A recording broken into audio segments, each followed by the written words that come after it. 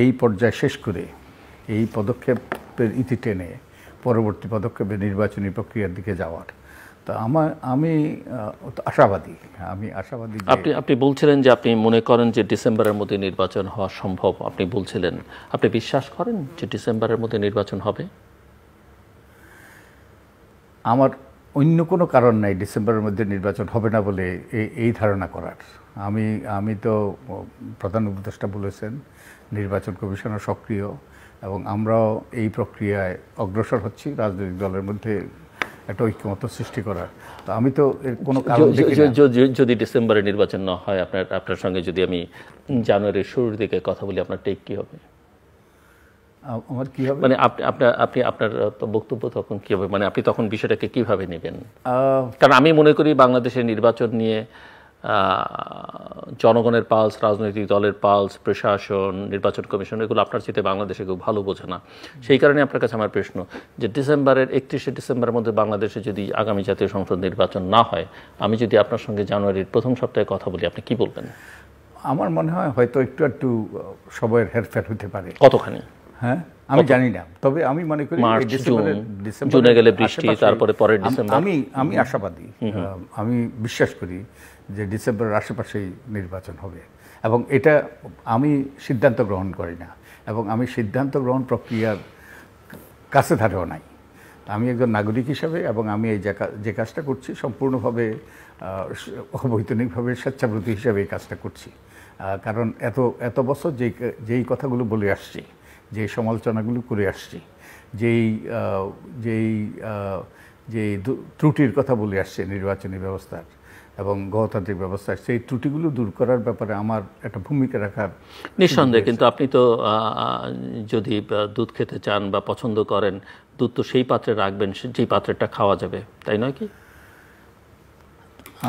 আমি তো আমরা সরল বিশ্বাসেই এই কাজটা, সৎ উদ্দেশ্যে, সরল বিশ্বাসে এবং জনকল্যাণে আমরা এই কাজটা করছি।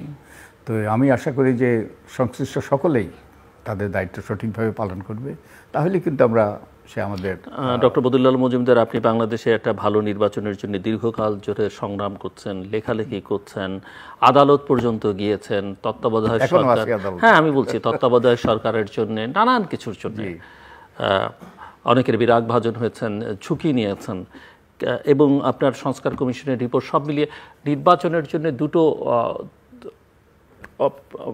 একটা প্রতিষ্ঠান যদি বলি আমি, নির্বাচন কমিশন অত্যন্ত গুরুত্বপূর্ণ, আর একটা হচ্ছে সরকারের ভূমিকা অত্যন্ত, মানে শুধুমাত্র সরকার ছাড়া নির্বাচন কমিশনের পক্ষে নির্বাচন করা সম্ভব না, আবার নির্বাচন কমিশন ছাড়াও শুধু সরকারের পক্ষে নির্বাচন কমিশন। এবং আপনি আপনার কমিশনের রিপোর্ট বলি বা আপনার আকাঙ্ক্ষা বলি, আদালতের প্রসঙ্গ বলি, নির্বাচন করতে হলে একটা নির্দলীয় নিরপেক্ষ সরকার দরকার। অবশ্যই বাংলাদেশের বাস্তবতা কোনো পলিটিক্যাল পার্টি ক্ষমতায় থেকে নিরপেক্ষ নির্বাচন করতে পারবে না। আমার প্রশ্ন আপনার কাছে, আমি বিশ্বাস করি যে আপনি অনেস্টলি অ্যান্সার করবেন, আপনি কি মনে করেন কিনা বর্তমান সরকার নিরপেক্ষ রাজনৈতিক দলগুলোর বিবেচনা থেকে? আমি একটা প্রশ্ন আছে অবশ্যই, যে আমাদের দুইজন ছাত্র প্রতিনিধি এখনো সরকারে আছে, তো এটা নিয়ে প্রশ্ন আছে। তো আমি আশা করব যে তারা কি ছাত্রদের প্রতিনিধি, না তারা এখন একটি বিশেষ রাজনৈতিক দলের প্রতিনিধি বা একটি রাজনৈতিক দল করবার প্রক্রিয়ার মধ্যে ছিলেন, বা একটি বিশেষ গোষ্ঠীর প্রতিনিধি বা ছাত্রদের একটা অংশের প্রতিনিধি? তারা ছাত্রদের প্রতিনিধি হিসেবে তারা এখানে অন্তর্ভুক্ত হয়েছে। 3 কোটি ছাত্রের প্রতিনিধিত্ব তারা করেন? সে তো আমাদের না, আপনি একজন অর্থনীতিবিদ, আপনি শিক্ষক, আপনি নাগরিক সমাজের নেতা, আপনি দেশের বাইরে দীর্ঘদিন শিক্ষকতা করেছেন, আপনি কেন এটা বলতে পারবেন না? আমি জিজ্ঞেস করছি যে 3 কোটি মানুষ, 3 কোটি ছাত্রের প্রতিনিধিত্ব তারা করেন কিনা? 3 কোটি ছাত্রের প্রতিনিধিত্ব আমরা তো কোনো জরিপ করি নাই এবং কোনো রকম নির্বাচনও করি নাই। নির্বাচনের মাধ্যমে তারা আসে, পুরো সরকারি পারসেপশন তো আছে, বোঝা তো যায়, এবং পারসেপশন ম্যাটার করে পলিটিক্সে। পুরো সরকারি ঘটতে হয়েছে নির্বাচনের মাধ্যমে নয়।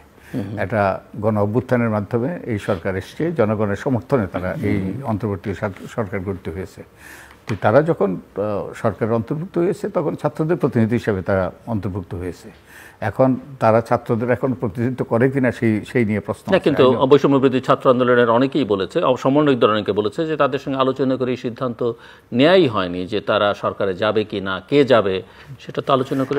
এখন যেটা আমাদের অনুধাবন করা দরকার, নিঃসন্দেহে যারা আছেন তারা অত্যন্ত গুরুত্বপূর্ণ ভূমিকা পালন করেছেন, আমি তাদেরকে আন্ডারমাইন করছি না, আমি প্রসেসটা নিয়ে আলোচনা করছি। যেটা তাদের ভূমিকা নিঃসন্দেহে এই যে গণ অভ্যুত্থান অত্যন্ত গুরুত্বপূর্ণ। এটা গণ অভ্যুত্থানটা যেটা হলো, আমার যেটা ধারণা, এটা কোনো পরিকল্পিত নয়, এটা স্পন্টেনিয়াস ঘটেছে। এবং এটা কি মনে হয় না যে আওয়ামী লীগ মুক্তিযুদ্ধকে যেভাবে তাদের নিজেদের সম্পত্তিতে পরিণত করেছিল এবং কুক্ষিগত করবার চেষ্টা করেছিল পুরো ইতিহাস, এখানেও এই যে হাজারের বেশি, প্রায় 1,500 মানুষের আত্মদান, 20,000-20,000-এর মতো আহত, বা এই যে লক্ষ কোটি জনতা রাজপথে নামলো ঝুঁকি নিয়ে জীবনের, 80টি শিশু জীবন দিল, সেটাকেও কেউ কুক্ষিগত করবার চেষ্টা করেছে, এটা মনে হয় না? বা এটা বললে কি খুব অত্যুক্তি হবে?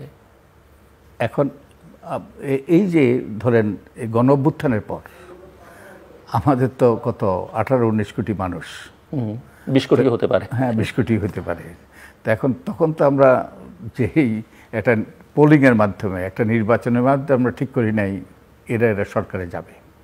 তখন ওই পরিস্থিতিতে যে একদল ব্যক্তি, আমাদের প্রধান উপদেষ্টা, তিনি সর্বজন শ্রদ্ধেয়, তাকে আহ্বান করা হয়েছে, তিনি দায়িত্ব নিয়েছেন এবং তিনি নির্ধারণ করেছেন কারা কারা সরকারে যাবে। হয়তো সঠিকভাবে কিংবা আমরা একমত হতে পারি, দ্বিমত হতে পারি, কিন্তু সেই সিদ্ধান্ত তারা নিয়েছেন। এবং এটা কোনো নির্বাচনের মাধ্যমে হয়নি যে অমুক প্রতিনিধি নয়, কিংবা অমুকে বেশি ভোট পেয়েছে, অমুকে কম ভোট পেয়েছে। এটা কোনো আপনি নিজেই বলেছেন, এটা কোনো পরিকল্পিত ছিল না, আগের থেকে নির্ধারিত ছিল না। এবং সেই প্রেক্ষাপটে কতগুলো সিদ্ধান্ত নিতে হয়েছে, সেই সিদ্ধান্ততে তারা সরকারের অন্তর্ভুক্ত হয়েছে। আমি তার সাথে একমত, সেটা ভিন্ন। ওই উত্তেজনাকর মুহূর্তের সুযোগ কিছু মানুষ নিয়েছেন, সেটা বললে অন্যায় হবে? মানে ওই যে সুযোগ সন্ধানী কিছু মানুষ সুযোগটা নিয়েছেন, আমার মনে হয় এটা বললে বোধহয় অত্যুক্তি হবে, এটা বললে বেশি বলা হবে। এই ছাত্র প্রতিনিধিরা গুরুত্বপূর্ণ ভূমিকা পালন করেছে, তারা জীবনে, আমি নিজেও সেটা বলেছি। আমি বলছি শুধু আমি তাদের কথা মিন করিনি, আমি বলেছি কিছু মানুষ যারা ওই প্রক্রিয়ার মধ্যে ছিলেন। হ্যাঁ, কিন্তু যারা, আমি ছাত্রদের কথা বলছি না, যারা সামগ্রিকভাবে যারা সরকারের অন্তর্ভুক্ত হয়েছে, তাদের কেউ গুরুত্বপূর্ণ ভূমিকা পালন করেছে, তাদের জীবনের ঝুঁকি নিয়েছে, তারা ওই যে বেঁচে নাও থাকতে পারত। আবার কেউ ইতিহাসের 17 বছরে কোনো পর্বেই ছিল না। হ্যাঁ, ঘটেছে, এটা সত্য। তো এখন একটা সরকার চালাতে হলে যেই সিদ্ধান্ত নেওয়া তারা নিয়েছে, আমি এই সিদ্ধান্তের সাথে ছিলাম না এবং আমার কোনো রকম এ ব্যাপারে সাফাই গাওয়ার কিংবা আমার কোনো যৌক্তিকতা নেই, কোনো কারণ নেই। আপনি তো একজন একাডেমিক এবং অ্যানালিস্ট, একজন। ওই সময়ে কতগুলো সিদ্ধান্ত নেওয়া প্রয়োজন ছিল, একটা সরকার গঠন করার অপরিহার্য ছিল। তাই প্রফেসর ইউনূস তার বিবেচনা শক্তিতে এইসব ব্যক্তিদেরকে নিয়ে তিনি সরকার গঠন করেছেন। তিনি মনে করেছেন যে এদের মাধ্যমে তার উপর যে দায়িত্ব পড়েছে সে দায়িত্বটা পালন করা সম্ভবপর হবে। এটা ওই যে এখন ওই যে মার্কিন যুক্তরাষ্ট্রে বলে মানডে মর্নিং কোয়ার্টার ব্যাকিং, যে আমরা পরবর্তীতে এ নিয়ে অনেক রকম সমালোচনা করতে পারি। মার্কিন যুক্তরাষ্ট্রে রবিবার দিন খেলা হয়, ফুটবল খেলা হয়, তাদের ওই যে সব ইয়েটে পরে সেই হেলমেট পরে খেলাধুলা হয়। তারপরে কোয়ার্টার ব্যাক হলো সবচেয়ে গুরুত্বপূর্ণ ব্যক্তি সেই খেলায়। তো এই কোয়ার্টার ব্যাক কী ভুল করেছে, কী করা উচিত ছিল, সে নিয়ে সোমবার দিন পরদিন অনেক রকম কল্পনা হয়। তো এখন আমরা অনেক রকম কল্পনা করতে পারি, কিন্তু সেই মুহূর্তে কতগুলো সিদ্ধান্ত নেওয়ার দরকার ছিল। আমি যেটা আপনার কাছে জানতে চাইছিলাম, যদি এক কথা উত্তর দেন, যে আপনার আকাঙ্ক্ষা, আপনার লড়াই সংগ্রাম, আপনার অ্যাক্টিভিজম সব প্রমাণ করেছে যে আপনি মনে করেন এবং আপনি বিশ্বাস করেন যে বাংলাদেশে এটি নিরপেক্ষ নির্দলীয় সরকার ছাড়া নির্বাচন সম্ভব নয়। অবশ্যই আপনি সেই জায়গায় আছেন। নিশ্চয়ই। সেই জায়গাতে যদি থাকেন, আমার প্রশ্ন যে এই সরকার নিরপেক্ষ আছে দলীয়ভাবে, সেটা বলা যাবে কিনা? প্রশ্ন আছে, প্রশ্ন আছে। এখন ভবিষ্যতে বলে দেবে তারা আগামী দিনে কি করবে, যে এই ছাত্র প্রতিনিধিরা সেই সরকারে থাকবে কি থাকবে না।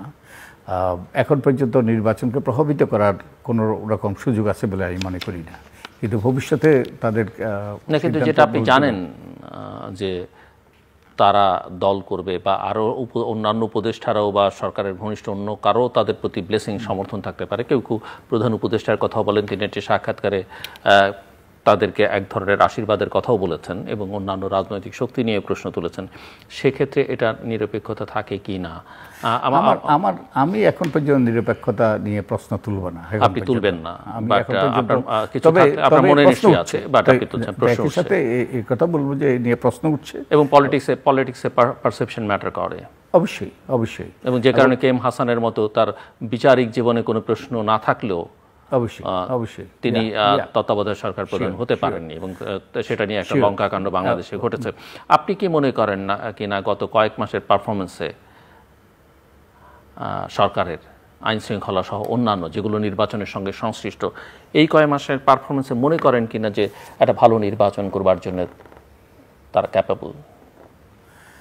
এখন সরকার তো যাদেরকে নিয়ে আসে, এই সরকারকেও সেই আগামী ধরেন ডিসেম্বরে যদি নির্বাচন হয় তাহলে তো আরও 9 মাস 9.5 মাসের মতো আছে প্রায়। তো এর মধ্যে সরকার পরিবর্তন হতে পারে, এবং আমরা তো আপনার কাছে কোনো তথ্য আছে? হ্যাঁ, আপনার কাছে কোনো তথ্য আছে? না, আমার কাছে তথ্য না, কিন্তু আমাদের প্রধান উপদেষ্টা বলেছেন যে যখন 15ই ফেব্রুয়ারি তিনি রাজনৈতিক দলগুলোকে ডেকেছিলেন এবং সেই মিটিংয়ে বলেছেন যে আমরা দ্বিতীয়